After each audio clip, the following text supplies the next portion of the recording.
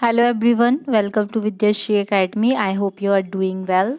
आज हम पढ़ने वाले हैं सभी उपयोगी परीक्षाओं के लिए महत्वपूर्ण प्रश्न, चाहे वो एमपीपीएससी का एग्ज़ाम हो या एसएससी का हो, पटवारी का हो, जो भी आगामी एग्ज़ाम है उसमें इस प्रकार के वन लाइनर फैक्ट क्वेश्चन पूछे ही जाते हैं। इनको आपको सिर्फ 1 से 2 बार सुन के रिवाइज करना है। ये क्वेश्चंस ऐसे क्वेश्चन हैं जो बहुत सारे एग्जाम में लगातार पूछे गए हैं और आगे पूछे जाने की संभावना है, तो आप ध्यान से पढ़िए और इसको एक से दो बार सुन लीजिए।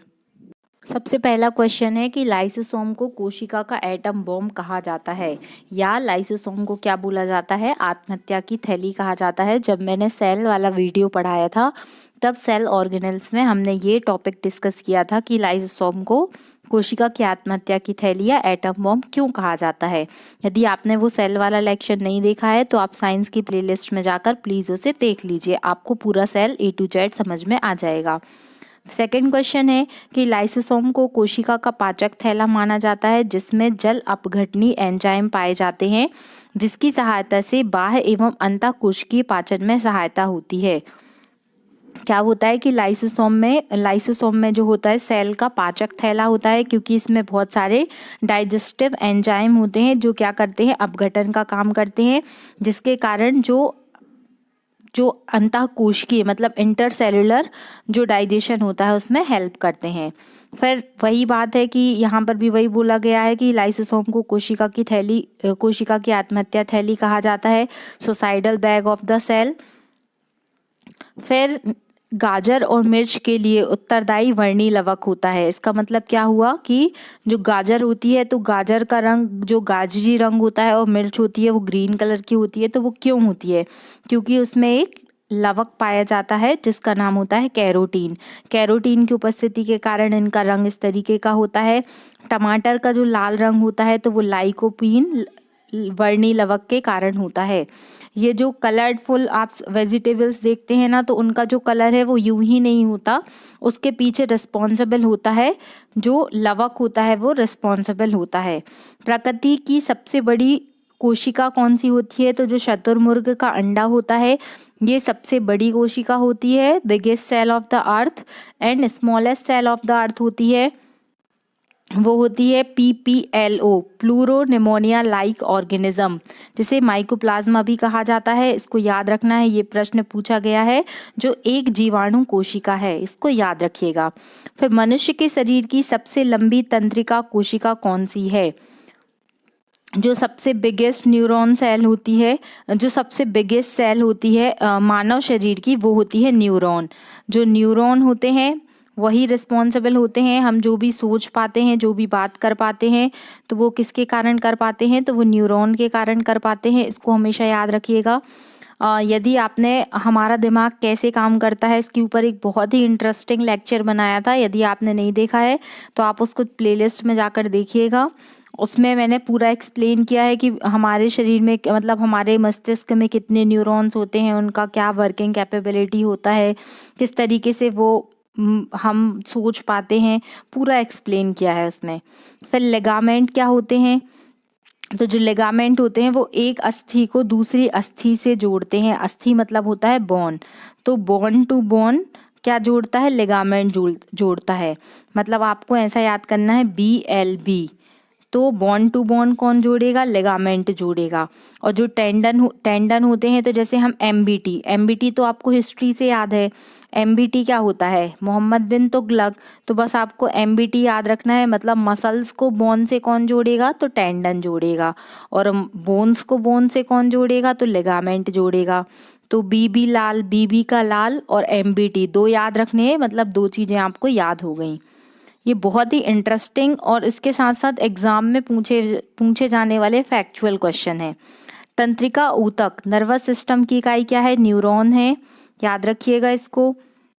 फिर पत्तियों द्वारा बनाए गए भोजन को जड़ तक पहुंचाने का कार्य कौन करता है? देखिए, जो हरी पत्तियां होती हैं, ये पत्तियां जो होती हैं वो जो जड़ होती है पेड़ की, तो जड़ तक क्या है, भोजन को पहुंचाने का काम कौन करता है? तो फ्लोएम करता है। 2 ऊतक होते हैं पौधों में, एक होता है जाइलम और एक होता है फ्लोएम। ये आपने स्कूल डेज में भी पढ़ा होगा, जब हम साइंस पढ़ते थे तो जाइलम और फ्लोएम का नाम सुना होगा। ये टिश्यू होते हैं। तो जो फ्लोएम होता है वो क्या करता है, भोजन पहुंचाने का काम करता है पत्तियों के द्वारा जड़ों तक, ठीक है। और जो पत्तियों मतलब जो पानी पहुंचाने का काम करता है, जो पूरे प्लांट की जड़ों तक पानी पहुंचाने का काम करता है, तो ये काम होता है जाइलम का। तो आपको जाइलम और फ्लोएम के दोनों के काम पता होने चाहिए। देखिए नेक्स्ट क्वेश्चन यही दिया है कि जमीन से जल और खनिज लवण को अवशोषित कर पौधों के संपूर्ण अंग तक पहुंचाने का काम कौन सा टिश्यू करता है, तो जाइलम करता है। तो आई होप आपको जाइलम और फ्लोएम के कार्य समझ में आ गए होंगे। फिर कुछ और क्वेश्चंस हैं जो पूछे गए हैं और जो बहुत ही महत्वपूर्ण है। लार में कौन सा एंजाइम पाया जाता है, तो लार में एमाइलेज एंजाइम पाया जाता है। जो लार होती है सलाइवा होती है, जिसके द्वारा हम बोल पाते हैं, खाने को डाइजेस्ट कर पाते हैं। क्योंकि यदि मुंह में ये जो लार है सलाइवा नहीं होगी तो क्या होगा कि हम तरीके से बात भी नहीं कर पाएंगे। तो लार में क्या होता है, एमाइलेज एंजाइम होता है। दूध को पचाने वाला एंजाइम कौन सा होता है, रेनिन। इसको याद रखिएगा, यह प्रश्न भी पूछा गया है बहुत सारे एग्जाम में कि दूध का पाचक एंजाइम कौन सा कहलाता है, रेनिन एंजाइम कहलाता है। फिर क्रोकोडाइल या जिसे घड़ियाल कहा जाता है, एक ऐसा रेप्टाइल होता है जिसमें 4 कोष्ठीय हृदय होता है। मतलब इसमें क्या होता है, 4 चैम्बर हार्ट होता है। इसको याद रखिएगा, एकमात्र ऐसा रेप्टाइल होता है क्रोकोडाइल जिसमें 4 जो होता है वो 4 खंड में उसका जो हार्ट होता है वो डिवाइडेड रहता है। फिर पल्मोनरी धमनी में अपवाद स्वरूप अशुद्ध रुधिर का परिसंचरण होता है। देखिए पल्मोनरी वेन जो होती है उसमें क्या होता है, अशुद्ध। देखिए आप जनरली हमने यही पढ़ा है कि जो वेन होती है उसमें कैसा होता है, मतलब जो धमनी होती है उसमें कैसा होता है, प्योर ब्लड होता है। और जो शिरा होती है उसमें क्या होता है, अशुद्ध रक्त होता है।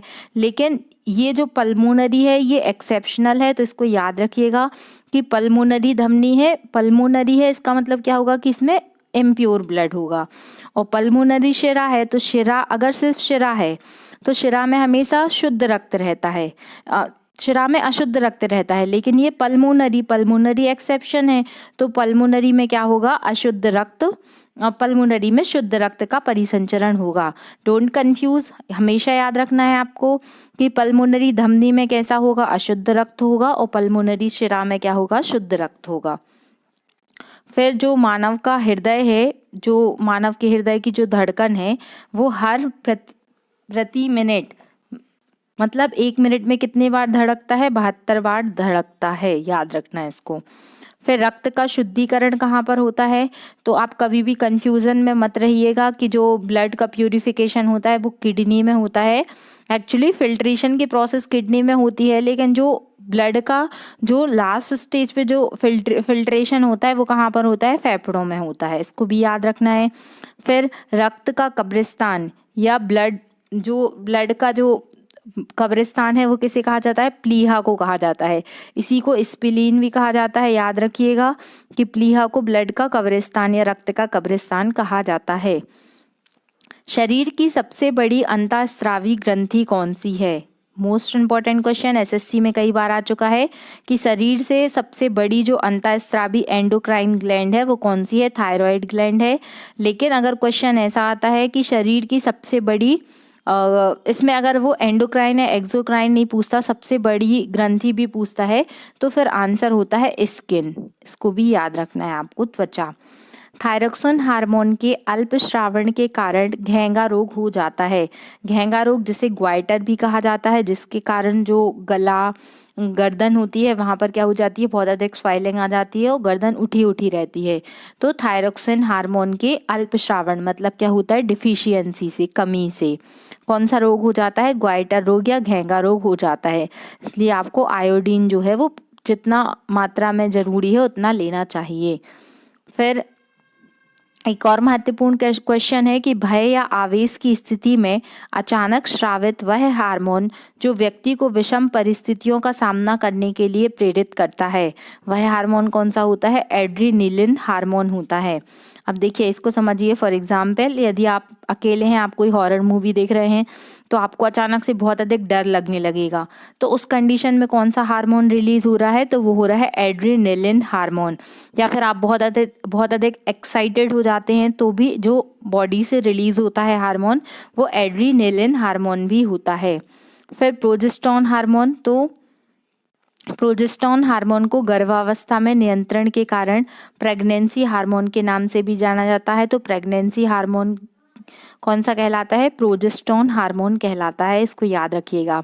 फिर शरीर की सबसे बड़ी हड्डी कौन सी है, शरीर की सबसे बड़ी हड्डी होती है फीमर। और सबसे छोटी हड्डी कौन सी होती है, तो जो कान होता है, कान में होती है स्टेपीज। स्टेपीज हड्डी होती है, ये सबसे छोटी हड्डी होती है, और सबसे बड़ी हड्डी होती है फीमर, याद रखना इसको। फिर केराटिन प्रोटीन के कारण बाल एवं नाखूनों की रचना होती है। जो बाल और नाखून होते हैं उनमें कौन सा प्रोटीन होता है, तो उनमें केराटिन प्रोटीन होता है।